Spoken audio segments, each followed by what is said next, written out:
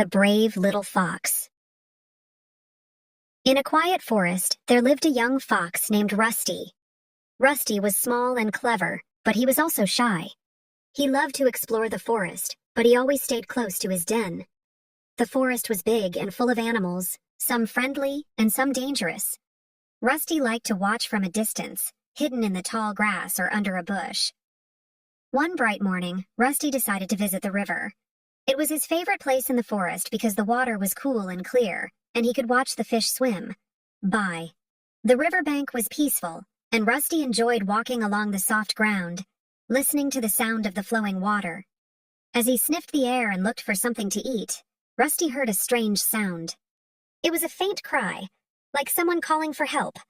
Rusty's ears twitched, and he stopped to listen. The sound came again, louder this time. It was coming from the direction of the big oak tree in the center of the forest. Rusty felt nervous. The oak tree was far from his usual path. He had heard stories about the animals that lived there, especially the large hawk that hunted near the tree. The hawk was fast and strong, and all the small animals stayed away from its territory. But the cry for help continued, and Rusty knew he couldn't just walk away. Taking a deep breath, he stepped carefully into the bushes and began to move toward the sound. The forest grew darker as he walked.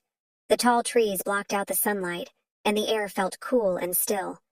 Rusty's paws crunched softly on the leaves as he moved.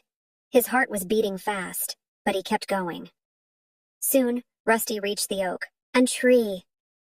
It was the tallest tree in the forest, with thick, twisting branches and a trunk that was wider than Rusty's whole den. Rusty looked around carefully. The forest was quiet, but the cry for help came again. He followed the sound and looked up into the tree. There, on one of the lower branches, was a small bird trapped in a tangle of vines. The bird's wings were caught, and no matter how hard it flapped, it couldn't get free. Rusty could see how scared the bird was. It looked down at him with wide, frightened eyes, its feathers ruffled and messy. Rusty quickly understood the problem. The bird was stuck, and it couldn't escape. Worse, if it stayed there too long, the hawk might find it. Rusty felt a shiver of fear. What if the hawk came while he was helping the bird? Rusty was fast, but he wasn't faster than a hawk. He hesitated for a moment, but then he shook his head. The bird needed help, and Rusty couldn't leave it there. Carefully, he began to climb the tree. His sharp claws dug into the bark, and he moved slowly, making sure not to slip.